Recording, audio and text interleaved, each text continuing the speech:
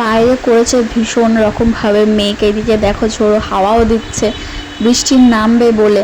আর এই রকম ওয়েদারে আজ রয়েছে আমাদের একটা নেমন্ত্রণ।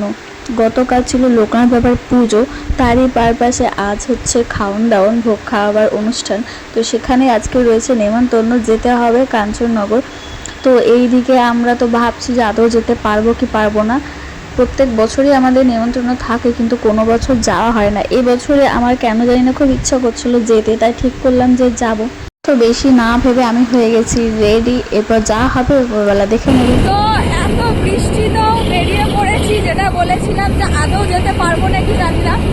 তো ফাইনালি বেরিয়েছি এইরকম বৃষ্টি ঝড় সব মাথায় নিয়ে, কারণ প্রত্যেক বছরই বলে কোনো বছর যাওয়া হয় না।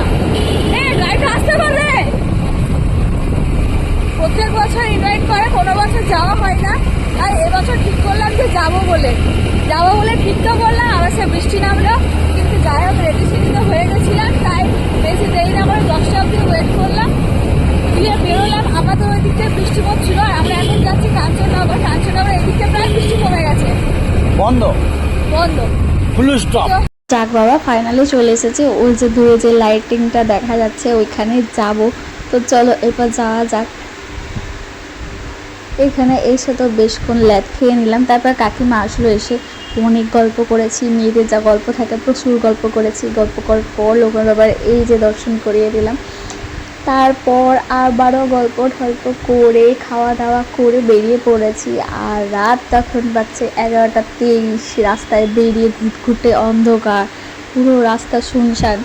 গা ছমছম করলেও একটা অন্যরকম হাসি মজা করতে করতে আমরা রাস্তা দিয়ে এসেছি। তো যাই হোক বাড়ি পৌঁছেছি, এখন দেখো বাজছে 11:33। তো ভীষণ রকমের টায়ার্ড লাগছে। এবার চলো এই পর্যন্তই ব্লগটা রইলো, আবারও দেখা হচ্ছে অন্য কোনো ভিডিওতে। এখন আপাতত টাটা।